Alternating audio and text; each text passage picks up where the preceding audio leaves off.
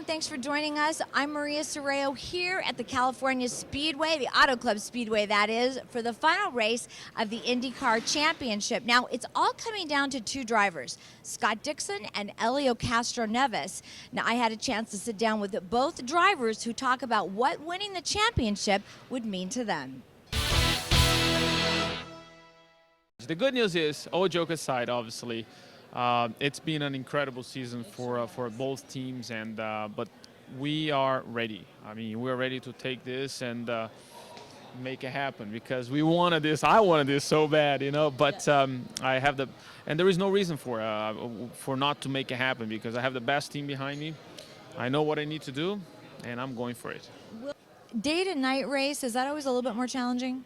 It is a little bit because remember, our cars are very sensitive to the weather, right. And when it started kind of like in the sunlight, the car is a little bit slippery, and when it's cooled down, it becoming more grip, you know, and that's probably some cars that maybe is not so good. Right.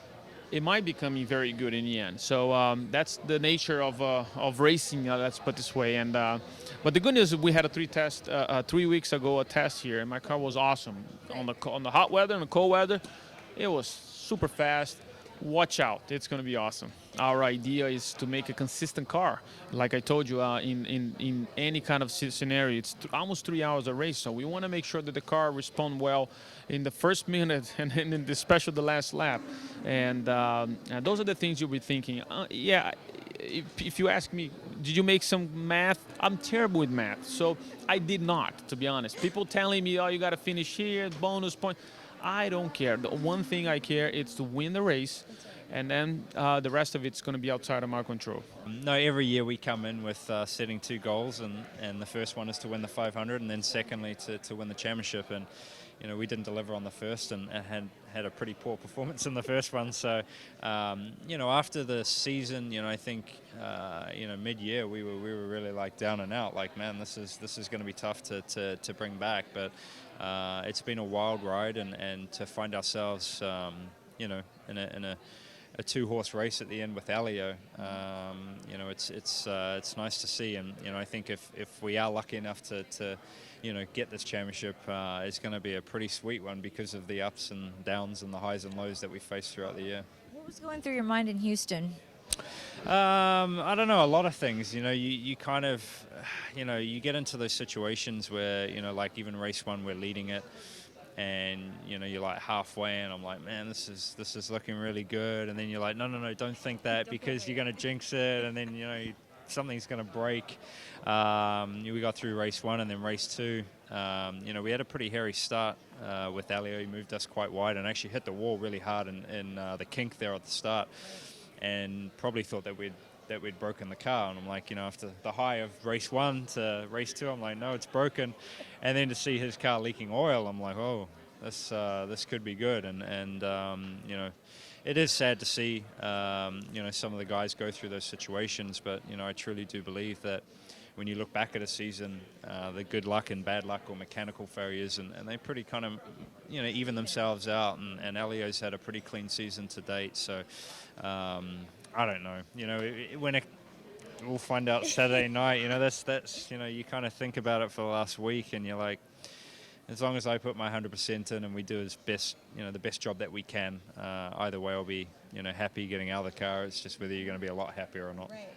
Two of the best owners and probably the biggest teams competing against each other. Do you feel like having the best engineers, the best teammates gives you an edge at all, or? Yeah, there's no doubt. You know, I've been very fortunate to be with this team for 12 years, and you know, I think all but 32 of my wins have been with this team, and there's a reason for that. You know, they're very good at what they do. They like you know that? Well, it feels like family, right? You know, some of them like me and some dislike me, but you know, that's what, you know, you can't pick your own family, but. No, it's you know, it has been a dream to be with this team. Even, you know, the way that it worked out when I joined them was pretty odd. But yeah, you know, I think typically you see the big teams sort of rise. You know, it has been an odd year, and having 11 different race winners, I think. So it's been pretty strange. You know, a lot of the smaller teams have been fighting hard. but it just shows you the competitiveness of the IndyCar series right now. So, yeah, Penske are always there. They're always a rivalry with our team, a good, strong rivalry with our team, and I don't know. I just hope we can beat them. That's what we try to do. That's what we try to do.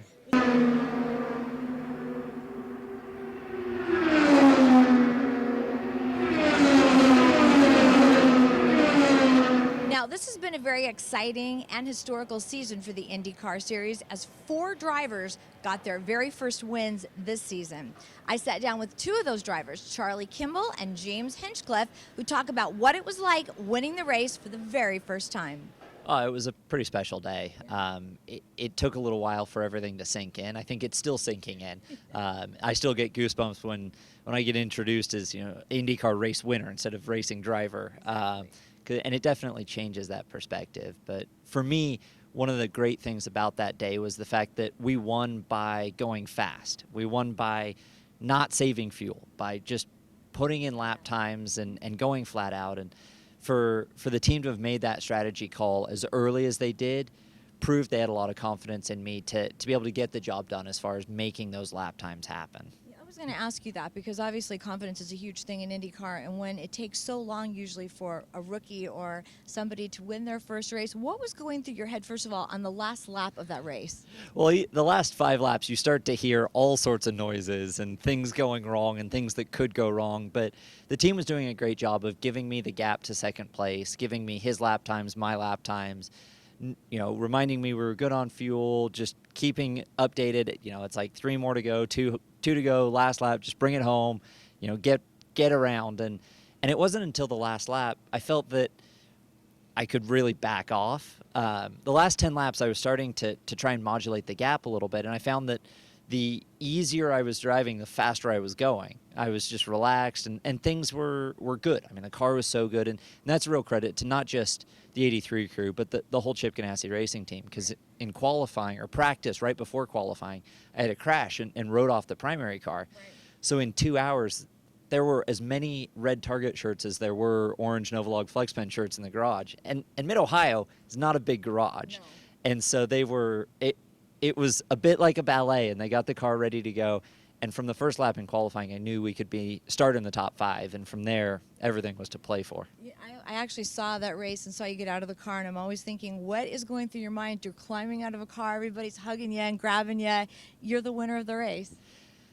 I don't know that I remember thinking anything specifically, but I remember looking at all the guys' faces, because it was my first IndyCar win, but it was at least 4 or 5 of the guys their first IndyCar win as well. Crew members, engineers, and so to be a part of that experience for them as well as for myself was really special. And I got out and thought, okay, that was good. 0 to 1's a big step. Yeah. Now we got to focus on. Let's do this again, right? Yeah, I like this. Let's do it again. So going from 0 to 1 was good, but going from 1 to 2 will be even better. Every driver that you talk to in this series now says the competition's never been better. Why do you think so many first-time drivers got their first race win this season? Well, I think it comes down to the parity in the field. There is so much consistency in the competitive level amongst drivers and teams. I mean, even the engine manufacturer battle between Honda and Chevy, coming down to the last race, each engine has won as many races as the other. And that just doesn't happen very often. So I think the level playing field has given younger drivers the opportunity to excel, and I think the crop of up-and-coming drivers, guys that have used the Mazda Road to Indy, come through Firestone Indy Lights, myself, J.R. Hildebrand, James Hinchcliffe, Simon Pagenaud, all of us getting, 3 of us at least getting our first race win this year, and James even picking up 2 and 3 was I think an indication of maybe a beginning of changing of the guard. Because the field is so tight, you have the opportunity to make the most of it. All right, James, we are talking about specifically about guys that have won their first race this year. Of course, it wasn't enough for James to win just one race, his first race. You can twice, 3 times, 4 today now, right? That'd be nice. That'd be a nice way to cap it off, certainly. Yeah, no, it's it's been a a breakout year in that respect. I mean, to get that first one, that was the big goal going into the season. You know, thinking over the winter what we really wanted to achieve, and to knock that out in the first race was just such a relief. You know, but then it kind of actually added a whole different kind of pressure, because once you're a winner, people expect you to do it again. And we were so fortunate to be in a couple of situations where we could capitalize on that, and you know, whether it was good car or just good timing, teamwork, strategy, the whole bit. And we've got 3 now to our name, so it's been fun. Take us back to that very first race. You're in the last lap. What's going through your mind at that point? I mean, it was crazy. I mean, that race was it was so stressful, that last stint, because Elliott was behind us. He was, you know, obviously very quick the whole day. He was on red tires, we were on blacks, and I knew even the slightest mistake and I was going to lose it. And I really did. If he was going to pass me on pace, fine, best man wins. But I was not going to let it be because I made a mistake. I would not have been able to live with myself. And I was just, oh man, the pressure I was putting on myself was out of control. And I'll tell you, when I crossed the line, it was just pure relief. You know, I wasn't even happy. I was just glad it was over. You know, I'm like, thank God I don't have to do that anymore. Was it a blur, or do you remember it very vividly? Certain part, the last couple laps I remember very vividly. Everything afterwards is kind of a blur. Climbing out of the car and everybody hugging you, and I remember it being very, very, way more emotional than I thought it would be. I mean, I was crying in my helmet on the cool down lap, and I mean, you know, I pulled into victory lane there, and it took me a minute to get my helmet off because I was just embarrassed at myself, frankly. But you know, it is a long road to get here. And, you know, my family and I and a lot of people who've supported me over the years, this was the goal, is to get here and to be a winner at this level. So that first one meant an awful lot. you know, it's really been a historic season. So hard to get your first win. So multiple drivers have gotten him this year. What do you think that's attributed to? I think it's just the level of competition in the series right now. I mean, the depth of talent is incredible. The teams are all very close, and on any given Sunday, you've probably got 10, 12 guys that can win races, and you know, we're proving that now. So it's been a lot of fun to be a part of it. It's cool to be in the series at a time where it's this competitive. Do you feel differently since you're a winner now and not just an IndyCar driver? I don't feel any different. I hope the other guys maybe look at me a bit different. I mean, that's the goal, is that now maybe if I'm behind them on the last lap, there's like, okay, well, we know he can do it, so I'm not totally comfortable yet. But no, it's, you know, we're here to race and we're here to win, and that's what you do the whole way up. And this is, you try and think of it no differently than any other series or any other race. GoDaddy not going to be the sponsor next year. Where does that stand with you right now? We got some developments certainly coming very shortly, actually. So. Some exciting stuff. We're happy with it. Obviously, you know, GoDaddy were a tremendous supporter of this team for a bunch of years, and of myself for the last 2. And it was so much fun getting to work with them. I feel just so privileged that we even had the opportunity to do that and forge that relationship. And I've made friends I'll keep for life over there, and you know, wish them the best and thank them for the last couple of years, and look forward to an exciting new chapter. Last time we talked to you, you had like half of your face painted green because you were the GoDaddy guy and not the GoDaddy girl anymore. Right, exactly right. Yeah, but no, things change, and it'll be sad to not have the bright green car anymore because it was so easy to pick out on track. But the new one might be also bright and easily distinguishable, so we'll see. We are here in the pits in Fontana getting ready for the race to start. Now, our Los Angeles Dodgers had a great run, 2 games to the World Series, but they have been eliminated. But it was a great playoff run, and here are some sights and sounds from the playoffs 2013.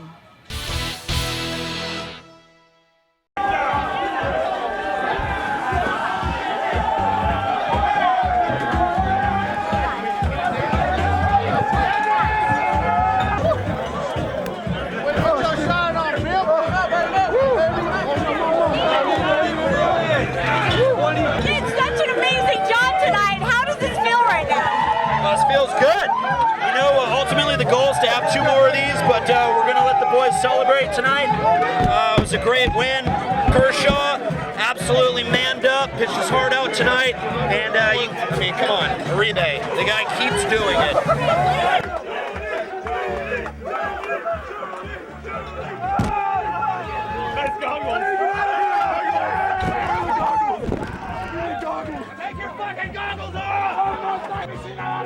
Everybody go to the pool!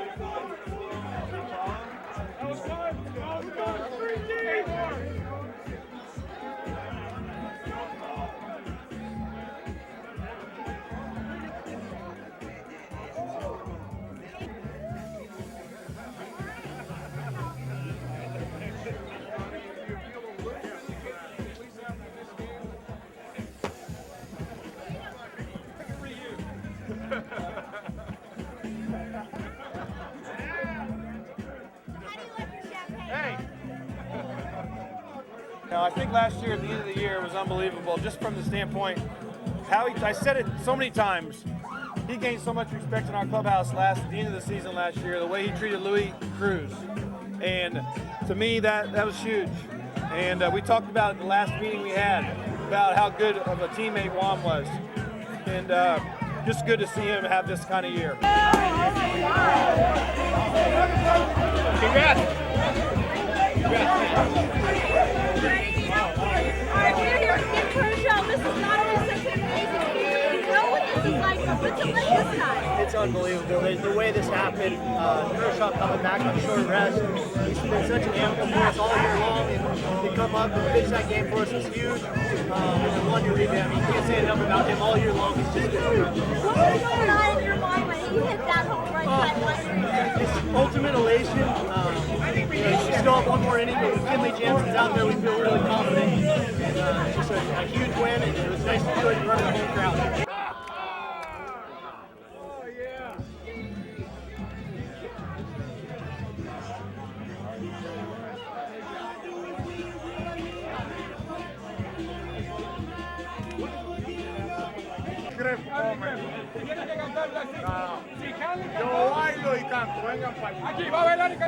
Why we play. This doesn't get old. The champagne doesn't get old. The burning doesn't get old. We just get you. This is why I don't wear goggles, because I love this burn. This doesn't happen to everybody. It doesn't get old, and I'm so happy for a lot of these guys who never got to experience this. I talked to Nick and I said, what were you guys talking about on your drive home today? This right here. I've never heard a stadium get so loud in my life. I was on deck when Uribe hit the home run. It was electric. It felt like an earthquake. I'm not lying to you. It was that crazy. We won the World Series in 2011. This was louder, and it was just an unbelievable feeling. I heard that you have actually hijacked my cameraman's goggles tonight. Yep, they're mine now, and I'm gonna use them the rest of the way. I feel awesome, you know. To all I go in my career, you know, being a catcher and now pitcher, and to this stage, you know, it's awesome. All you try to do is win ball games and try to bring it home, try to be a step closer where we wanted to go.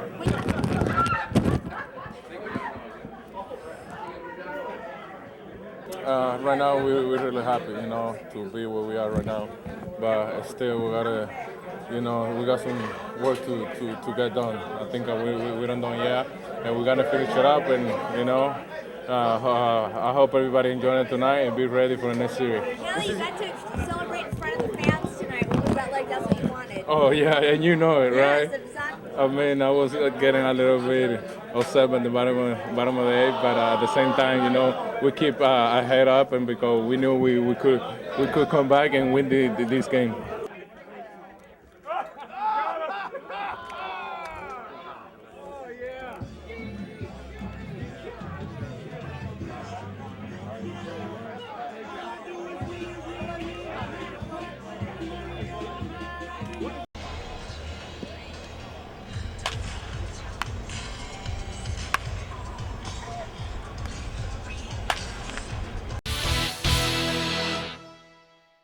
Well, as you can see, we are now on pit road getting ready for the race in Fontana. But we would first like to thank our Dodgers and our Angels for a great season, and we'll see you next year. Now, as one sport ends, another one begins. That would be the Lakers and the Clippers. We had a chance to catch up with the Lakers at Media Day, so let's take a look.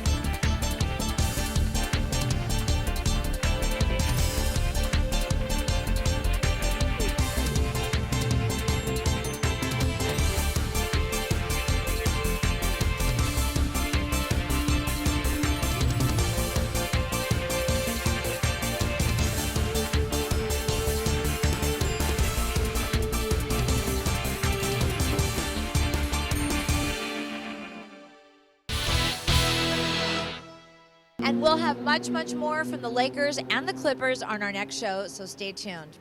Now, finally, I caught up with a Peninsula High runner who's already setting her goals to keep her on the right track.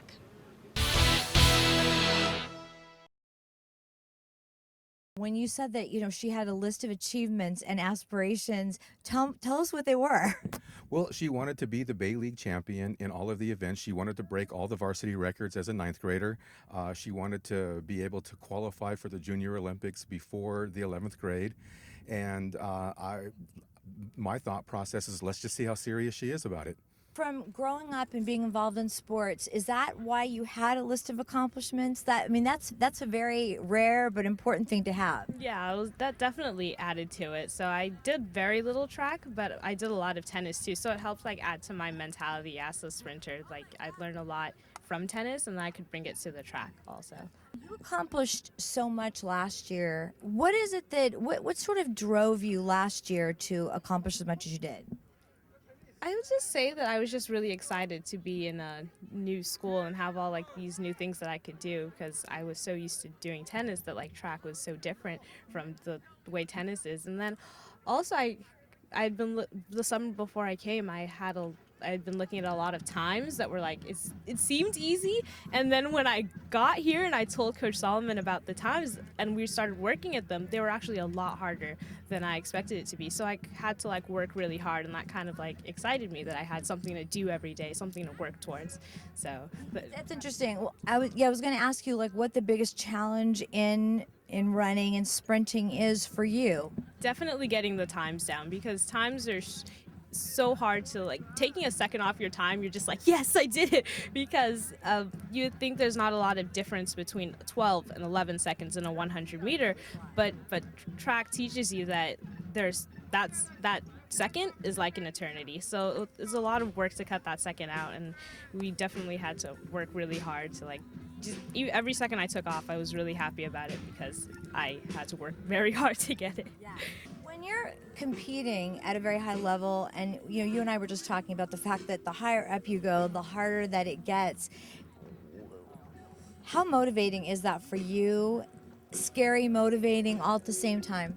It's definitely scary. I had races last year that I was really good, in Bay League and all that, but when I would get to a race individually on my own on a bigger stage, it was a little harder because the girls were just that much faster than me. So you definitely have to push yourself, but I would freak out in a sense. So I had to learn to calm down and just think that you're running your race and they're going to run their race and you have to run yours, and whoever wins wins. The time will take care of itself. Just run the best race you can.